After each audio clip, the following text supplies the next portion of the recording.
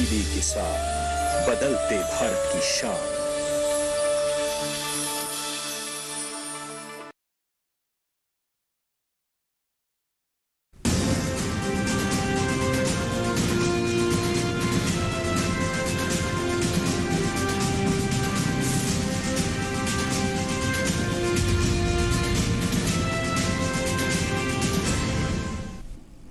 नमस्कार, किसान समाचार में आपका स्वागत है। मैं हूं रेशमा आपके साथ। आइए नजर डालते हैं इस वक्त की हेडलाइंस पर। प्रधानमंत्री नरेंद्र मोदी मंगलवार की सुबह 10:30 बजे वीडियो कॉन्फ्रेंस में 108वीं भारतीय विज्ञान कांग्रेस को करेंगे संबोधित। किसान विज्ञान कांग्रेस जैव अर्थव्यवस्था में सुधार और युवाओं को कृषि के प्रति आकर्षित करने के लिए मंच करेगा प्रदान। जनजातीय विज्ञान कांग्रेस भी की जाएगी आयोजित, जो आदिवासी महिलाओं के सशक्तिकरण पर ध्यान देने का होगा मंच। इस वर्ष के IMC का विषय है महिला सशक्तिकरण के साथ सतत विकास के लिए विज्ञान और प्रौद्योगिकी। नए साल की शुरुआत के साथ ही शुरू हो गया अंतर्राष्ट्रीय मोटा अनाज वर्ष। पूरे साल अलग अलग तरीकों से लोगों को मोटे अनाजों के फायदों के बारे में किया जाएगा जागरूक। केंद्रीय युवा मामले और खेल मंत्रालय के साथ छत्तीसगढ़, मिजोरम और राजस्थान ने मिलेट्स को बढ़ावा देने के लिए जनवरी 2023 को चुना है फोकस्ड महीने के रूप में।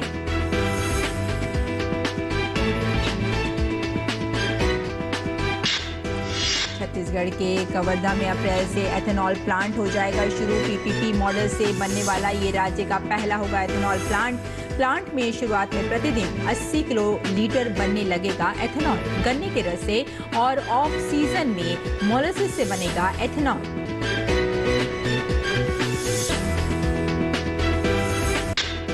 मौसम विभाग ने आने वाले दिनों में पंजाब, उत्तर प्रदेश और बिहार में घने कोहरे और कड़ाके की ठंड का जताया अनुमान। कहा राजस्थान में शीतलहर रहेगी जारी। दिल्ली में मंगलवार से तापमान गिरने और शीतलहर चलने की संभावना। बिहार और उत्तर प्रदेश समेत देश के उत्तरी हिस्सों में घना कोहरा रहने की है संभावना।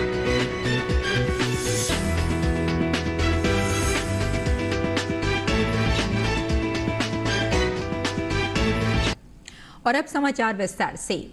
प्रधानमंत्री नरेंद्र मोदी कल सुबह 10:30 बजे वीडियो कॉन्फ्रेंस के माध्यम से 108वीं भारतीय विज्ञान कांग्रेस को संबोधित करेंगे। इस वर्ष के IMC का मुख्य विषय महिला सशक्तिकरण के साथ सतत विकास के लिए विज्ञान और प्रौद्योगिकी है। इस आयोजन के दौरान सतत विकास, महिला सशक्तिकरण और इसे प्राप्त करने में विज्ञान और प्रौद्योगिकी की भूमिका के मुद्दों पर चर्चा की जाएगी।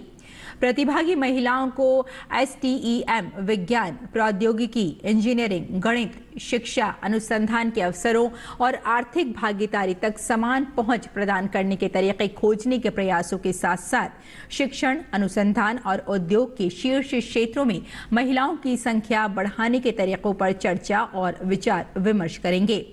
विज्ञान और प्रौद्योगिकी में महिलाओं के योगदान को प्रदर्शित करने के लिए एक विशेष कार्यक्रम भी आयोजित किया जाएगा, जिसमें प्रसिद्ध महिला वैज्ञानिकों के व्याख्यान भी होंगे। IISc के साथ साथ कई अन्य कार्यक्रम भी आयोजित किए जाएंगे। बच्चों के बीच वैज्ञानिक रुचि और स्वभाव को प्रोत्साहित करने में मदद करने के लिए बाल विज्ञान कांग्रेस का भी आयोजन किया जाएगा। किसान विज्ञान कांग्रेस जैव अर्थव्यवस्था में सुधार और युवाओं को कृषि के प्रति आकर्षित करने के लिए एक मंच प्रदान करेगी। जनजातीय विज्ञान कांग्रेस भी आयोजित की जाएगी, जो आदिवासी महिलाओं के सशक्तिकरण पर ध्यान देने के साथ साथ स्वदेशी प्राचीन ज्ञान प्रणाली और परंपरा को वैज्ञानिक तरीकों से दर्शाने के लिए एक मंच होगा।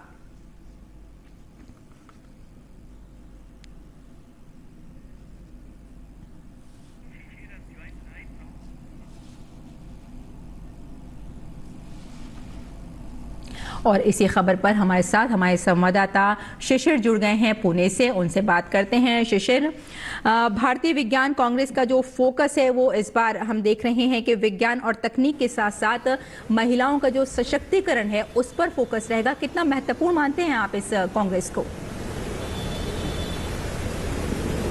बिल्कुल, देखिए हर साल अगर देखा जाए तो इस प्रकार से साइंस कांग्रेस का आयोजन होता है, अलग अलग शहरों में होता है। प्रमुख अगर देखा जाए तो उसका एक उद्देश्य होता है किस प्रकार से विज्ञान को जो है समाज में और खास तौर पर अलग अलग क्षेत्रों में आगे किस प्रकार से बढ़ाया जाए, क्योंकि विज्ञान अगर साथ में होगा तो जाहिर सी बात है हम बात करें विकास की तो विकास भी साधा जा सकता है। और इसीलिए जिसमें कहा कि अलग अलग क्षेत्र है जिसमें कृषि है, साथ ही साथ अगर हम बात करें रोजमर्रा की जिंदगी में हमारा समाज जिस प्रकार से यूटिलाइज करना चाहता है उसमें किस प्रकार से विज्ञान का साथ हो, ये भी उसको ध्यान दिया जाएगा। लेकिन सबसे महत्वपूर्ण बात होगी कि इस अगर बात करें विज्ञान कांग्रेस की, तो यहाँ पर देश विदेशों से जो है रिसर्चर्स आएंगे, साइंटिस्ट आएंगे, और इसका फायदा भारतीय जो रिसर्चर्स है, साइंटिस्ट है, उनको भी मिलेगा, और साथ ही साथ जो स्टूडेंट्स है, युवा हैं, उनको भी मिलेगा, क्योंकि नए सारे आयाम खुल जाएंगे इस युवा कांग्रेस में विज्ञान के तहत अगर देखा जाए तो। दूसरी महत्वपूर्ण बात इसमें है कि अलग अलग पहलू होते हैं विज्ञान कांग्रेस में, अलग अलग सेशंस होते हैं जिसके जरिए जो है जो विषय, अलग अलग विषय, उसके ऊपर जो है बातचीत यहाँ पर होती है। इस बार अगर देखा जाए तो दो प्रमुख बिंदु है जिस पर इस बार जो है इंक्लूड किया गया है इसको साइंस कांग्रेस में। एक है ट्राइबल साइंस कांग्रेस, मतलब जिस प्रकार से जनजातीय अगर देखा जाए, कम्युनिटी देखी जाए, उसके उत्थान के लिए विज्ञान का किस प्रकार से उपयोग होगा, ये इस ट्राइबल साइंस कांग्रेस का प्रमुख उद्देश्य है। और दूसरा है समाज और विज्ञान, मतलब जैसे मैंने आपको पहले कहा, रोजमर्रा की जिंदगी में हम जो लोग जीते हैं उसमें किस प्रकार से विज्ञान का उपयोग हो और वो जिंदगी किस प्रकार से और सहज हो जाए, इस पर जो है समाज और विज्ञान जो है ज्यादा भर देगा। तो ये दो प्रमुख मुद्दे हैं जो कि इस बार जो है साइंस कांग्रेस में उसको सम्मिलित किया गया है। इस वक्त हमारे साथ कुछ स्टूडेंट्स हैं जो कि इस वक्त रजिस्टर्ड काउंटर खुल चुका है, काफी सारे स्टूडेंट्स आना यहाँ पे शुरू हो चुके हैं, उनसे पूछते हैं कि क्या महत्व है इंडियन साइंस कांग्रेस का उनके लिए। आपका नाम बताइए, आप कहाँ से हैं? मेरा नाम योगेश है और मैं नागपुर यूनिवर्सिटी का स्टूडेंट हूँ। योगेश, अगर देखा जाए तो कई सारे लोग जो है साइंटिस्ट यहाँ पर आएंगे, स्टूडेंट्स के लिए कितना महत्वपूर्ण होगा ये इंडियन साइंस कांग्रेस? देखिए, वैसे तो ये चीज होनी चाहिए थी क्योंकि ये स्टूडेंट के लिए बहुत ही अच्छी है, क्योंकि जब हम स्टूडेंट कॉलेज में होते हैं तो हम सिर्फ हमारा सिलेबस तक ही पढ़ पाते हैं, पर जब ऐसे कुछ प्रोग्राम होते हैं तो हम अलग अलग लोगों से मिल पाते हैं, अलग अलग सब्जेक्ट से हमारा नए तरीके से इंट्रोडक्शन होता है, ताकि हमारा सब्जेक्ट के अलावा भी जो बाकी चीजें दुनिया में विकसित हो रही है उसका भी हमें पूरी जानकारी मिल सके। और साथ ही साथ नई नई एक्टिविटीज है, उसे बहुत सारी नई चीजें स्टूडेंट को सीखने मिलती है, ताकि उनके लिए नए नए दरवाजे खुलते हैं, आगे जाके वो नए नए फील्ड में भी जा सकते हैं, मतलब अपनी फील्ड से अलग फील्ड को पहचान उनको पसंद आए तो वैसे भी वो कर सकते हैं। बिल्कुल, देखिए साइमा, ये है कहीं ना कहीं सार उन्होंने कहा है कि अगर बच्चों की बात करें तो काफी शार्प होता है, तो ऐसे में वो चाहते हैं कि विज्ञान का अलग अलग जो पहलू उनके साथ वो वाकिफ हो जाए, और इसीलिए फिर चाहे वो रिसर्चर्स हो, साइंटिस्ट हो, उनसे बात करने का मौका मिलेगा, कुछ जानने का मौका मिलेगा।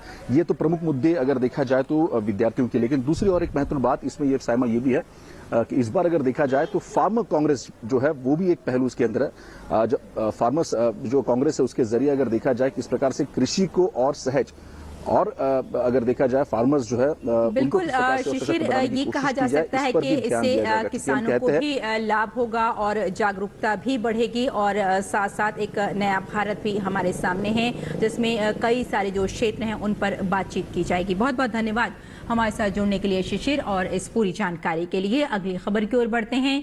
नए साल की शुरुआत के साथ ही अंतर्राष्ट्रीय मोटा अनाज वर्ष 2023 केंद्रीय मंत्रालयों, राज्य सरकारों और भारतीय दूतावासों की गतिविधियों के साथ ही शुरू हो गया है। इस दौरान अलग अलग तरीकों से लोगों को मोटे अनाजों के फायदों के बारे में जागरूक किया जाएगा। केंद्रीय युवा मामले और खेल मंत्रालय के साथ छत्तीसगढ़, मिजोरम और राजस्थान राज्यों ने जनवरी 2023 को मिलेट्स को बढ़ावा देने के लिए फोकस्ड महीनों के रूप में चुना है। इस दौरान विभिन्न कार्यक्रमों और गतिविधियों के जरिए खिलाड़ियों, न्यूट्रिशनिस्ट और फिटनेस एक्सपर्ट्स के साथ मिलकर लोगों को मोटे अनाज के लाभ के बारे में बताया जाएगा।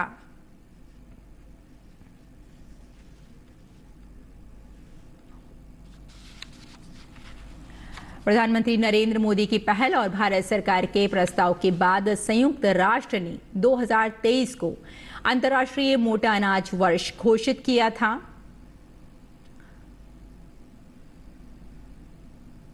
वैश्विक खाद्य संकट से निपटने के लिए मोटे अनाजों को बढ़ावा देने का फैसला भी लिया गया। ये भारत के साथ साथ विश्व स्तर पर उत्साह के साथ मनाया जाएगा। मोटा अनाज G20 देशों की बैठकों का भी एक अभिन्न हिस्सा है और सभी प्रतिनिधियों को मोटे अनाज का भोज कराया जाएगा।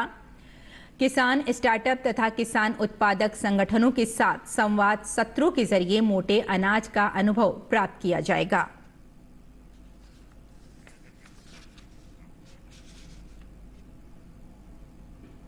अंतर्राष्ट्रीय मोटा अनाज वर्ष 2023 को घोषित कर दिया गया है और इसी पर हमारे संवाददाता ओपी यादव हमारे साथ जुड़ गए हैं। ओपी यादव, आपसे हम सबसे पहले तो सिर्फ इतना ही पूछना चाहेंगे कि अंतर्राष्ट्रीय मोटा अनाज वर्ष 2023 घोषित किया गया है और ये एक अच्छी खबर है, खासतौर से अगर हम किसानों के लिए बात करें तो किसानों की आय भी बढ़ेगी और जो जागरूकता है वो भी काफी हद तक बढ़ेगी।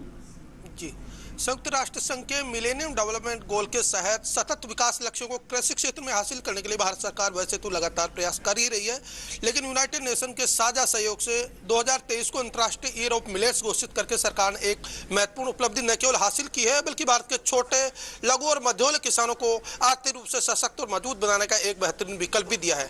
और इसी क्रम में ये पूरे साल भर न केवल अंतर्राष्ट्रीय पोषक अनाजों को लेकर कार्यक्रम आयोजित किए जाएंगे बल्कि किसानों की थाली तक और किसानों के जरिए विदेशी मेहमानों की थाली तक के पोषक अनाज किस तरह मूल्य संवर्धन के जरिए पहुंचे, इसके भी एक रणनीति के तहत कार्यक्रम चलाए जाएंगे।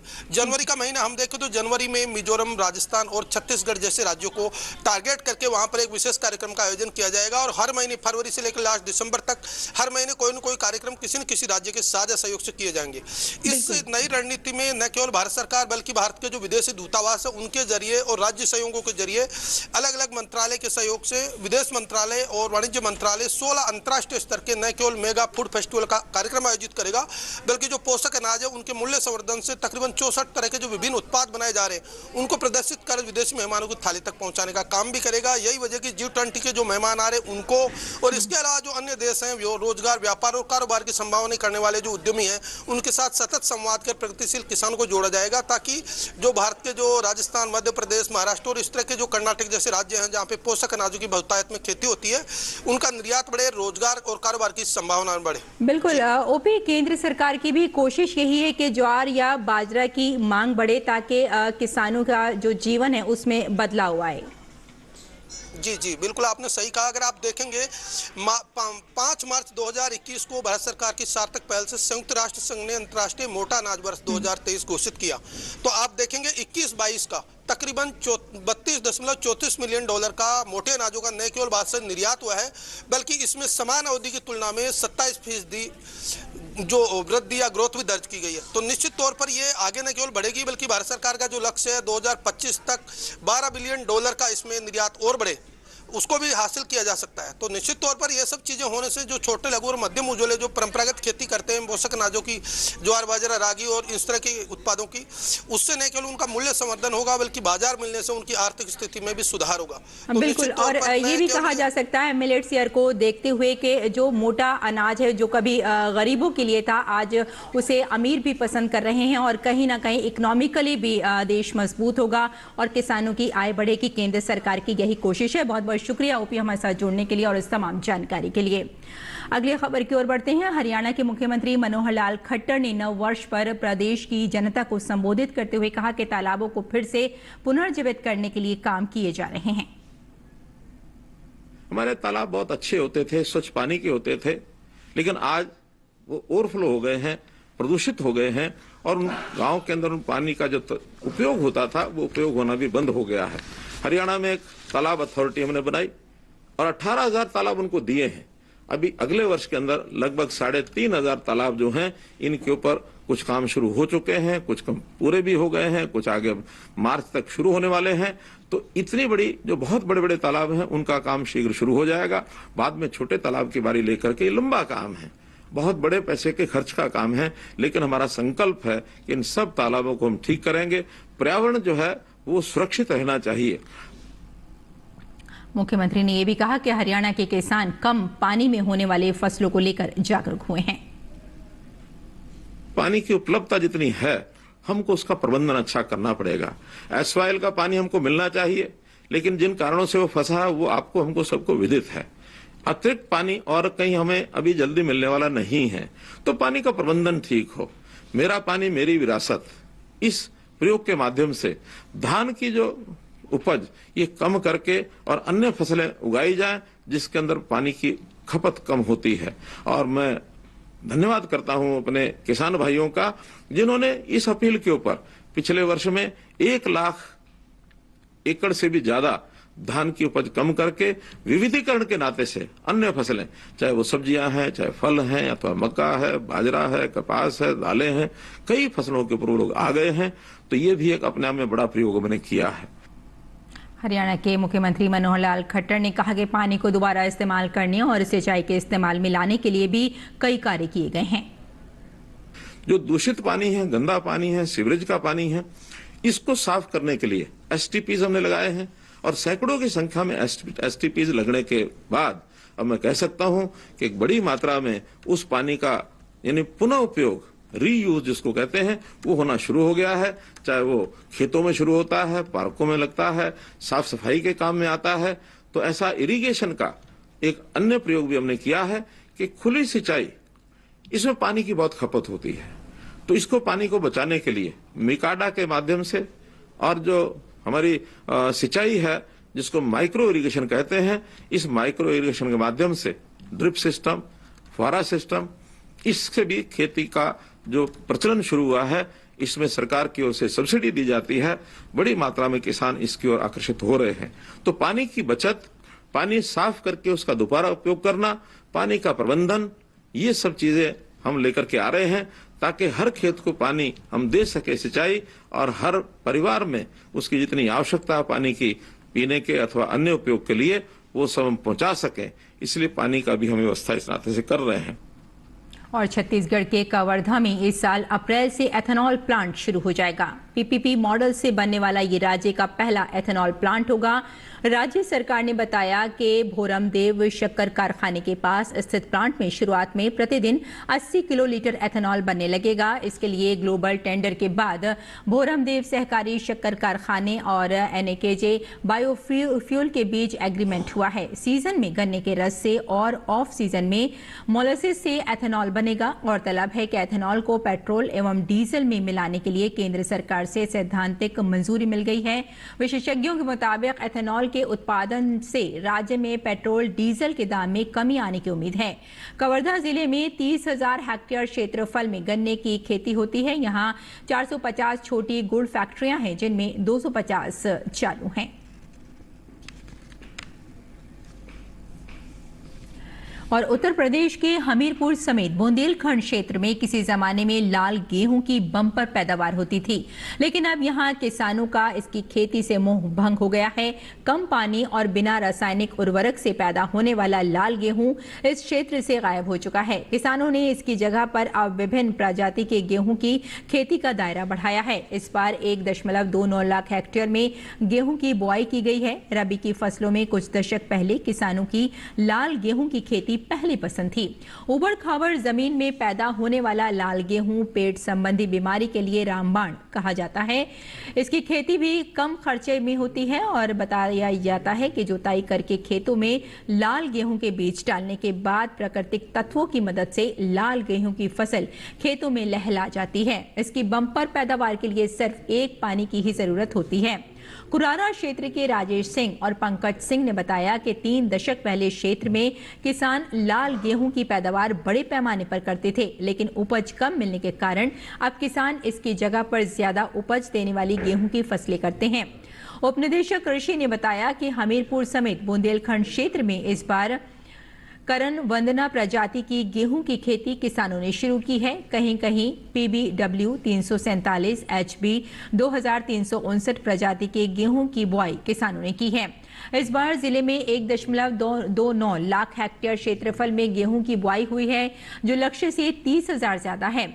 लाल गेहूं की खेती से उपज न के बराबर होती है, लेकिन इस प्रजाति के गेहूं की खेती में 1 हेक्टेयर क्षेत्रफल में 50 क्विंटल से अधिक उपज होती है। मटर और चने की फसल का रकबा भी घटा है। मौसम विभाग ने आने वाले दिनों में पंजाब, उत्तर प्रदेश और बिहार में घने कोहरे और कड़ाके की ठंड का अनुमान व्यक्त किया है। मौसम विभाग में वरिष्ठ वैज्ञानिक RK जेनामणि ने बताया कि राजस्थान में शीतलहर जारी रहेगी। दिल्ली में कल से तापमान गिरने और शीतलहर चलने की संभावना जताई गई है। जेनामणि ने कहा कि बिहार और उत्तर प्रदेश समेत देश के उत्तरी हिस्सों में घना कोहरा छाया रहेगा। राष्ट्रीय राजधानी में आज हल्का कोहरा देखा जा रहा है। मौसम विभाग ने आज के लिए राष्ट्रीय राजधानी में हल्के कोहरे और इसके बाद साफ आसमान रहने का पूर्वानुमान व्यक्त किया है। वहीं घने कोहरे के कारण विजिबिलिटी घट गई है, जिसकी वजह से दर्जनों ट्रेनें लेट चल रही हैं। ट्रेनों को लेट होने से लोगों को स्टेशनों पर दिक्कतों का सामना करना पड़ रहा है। वहीं उड़ान सेवाओं पर भी प्रतिकूल असर पड़ रहा है।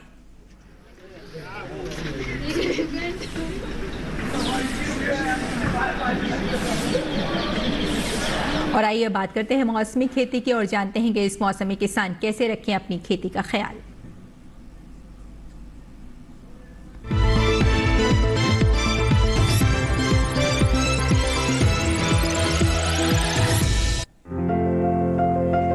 मध्य प्रदेश में गेहूं की बुआई करें।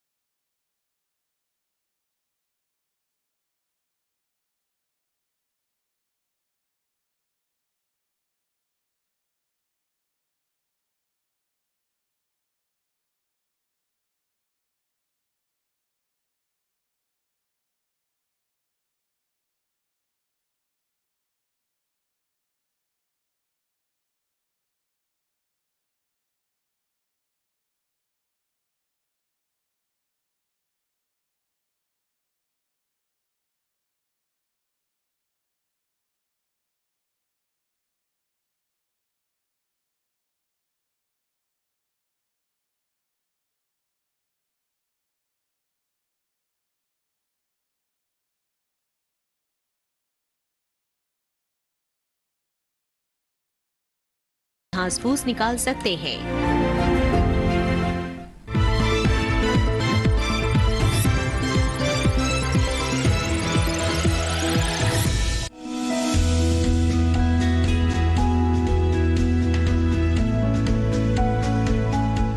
टमाटर के लिए जीवांश वाली बलुई दोमट और दोमट मिट्टी इसके लिए ज्यादा उपयुक्त होती है।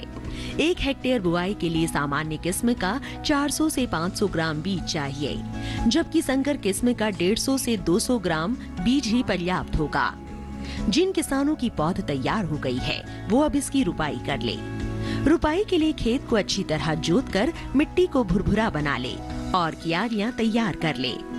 हर क्यारी 0.75 मीटर चौड़ी और जरूरत के हिसाब से 5 से 10 मीटर लंबी हो सकती है। ध्यान रहे कि सीमित बढ़वार वाली फसल के लिए कतार से कतार के बीच की दूरी 60 सेंटीमीटर और पौध से पौध की दूरी 45 सेंटीमीटर होनी चाहिए, जबकि असीमित बढ़वार वाली फसलों में कतार से कतार की दूरी 75 सेंटीमीटर और पौध से पौध के बीच की दूरी 50 सेंटीमीटर होनी चाहिए। रुपाई दोपहर बाद करना ज्यादा बेहतर रहेगा। रुपाई के तुरंत बाद जरूरत हो तो हल्की सिंचाई कर दे। बाद में जब भी आवश्यक हो तो पानी देते रहे। खरपतवार नियंत्रण के लिए समय समय पर निराई गुड़ाई करते रहे। टमाटर में कई तरह की बीमारियां भी लग सकती है। झुलसा रोग में पुरानी पत्तियां पीली हो जाती है। टमाटर की फसल में विषाणु से फैलने वाला मौजिक रोग भी खतरनाक है। इसमें पत्तियां सिकुड़ जाती हैं और पौधों की बढ़वार रुक जाती है। रोकथाम के लिए सिकुड़ी पत्तियों को उखाड़ कर जला दे। टमाटर में पत्ती, तना और फल भेदक कीट लगते हैं। इससे ग्रसित पत्तियां गिर जाती हैं। रोकथाम के लिए विशेषज्ञों की सलाह पर उचित दवाओं का छिड़काव करें।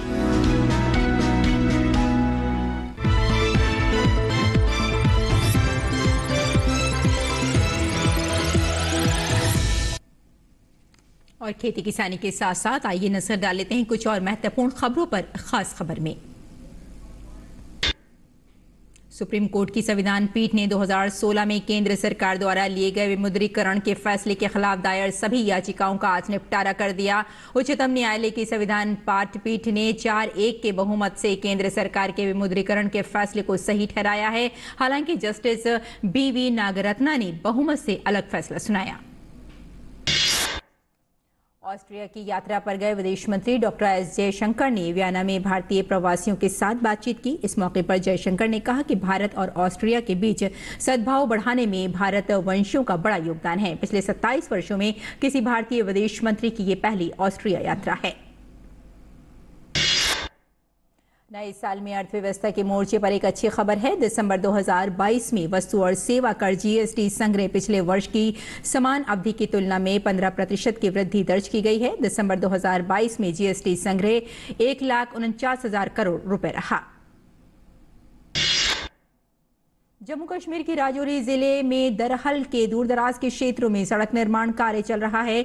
सड़क निर्माण कार्य शुरू होने से लोग खुश नजर आ रहे हैं। एक स्थानीय ने सड़क निर्माण कार्य पर खुशी जताते हुए कहा कि उन्होंने पहले कभी ऐसा नहीं सोचा था कि यहां भी गाड़ी आएगी और यहां भी रोड बनेगा। बीएसएफ के जवानों ने पंजाब के गुरदासपुर की कमालपुर चौकी पर रविवार की रात करीब 10:10 पर एक ड्रोन देखा। कर्मियों ने ड्रोन की ओर फायरिंग की, जिसके बाद ड्रोन पाकिस्तान की ओर लौट गया। आंध्र प्रदेश के पूर्व मुख्यमंत्री और तेलुगु देशम पार्टी के प्रमुख चंद्रबाबू नायडू के गुंटूर में एक रोड शो के दौरान मची भगदड़ में 3 लोगों की मौत हो गई, जबकि कई लोग घायल हो गए। बीती 28 दिसंबर को भी नायडू की रैली कुंदुकुर में भी ऐसा ही एक हादसा हुआ था, जिसमें 8 लोगों की मौत हो गई थी।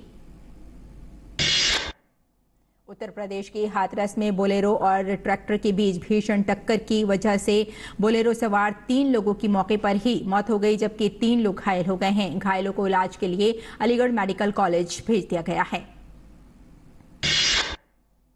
राजौरी के ऊपरी डांगरी गांव में संदिग्ध विस्फोट में 2 लोग घायल हो गए। घायलों का अस्पताल में इलाज चल रहा है। कल इसी गांव में आतंकियों ने 4 नागरिकों की हत्या कर दी थी। रविवार को लोग नए साल का जश्न मनाने में मशगूल रहे, तो दूसरी तरफ साल के पहले ही दिन राष्ट्रीय राजधानी को लंबे ट्रैफिक जाम से जूझना पड़ा। कनॉट प्लेस और इंडिया गेट समेत राजधानी में कई स्थानों पर वाहन चालक देर रात तक ट्रैफिक जाम में फंसे रहे। गौरतलब है कि कनॉट प्लेस और इंडिया गेट पर हजारों लोग नए साल का जश्न मनाने पहुंचे थे। तो किसान समाचार में फिलहाल इतना ही। अनुमति दी, नमस्कार।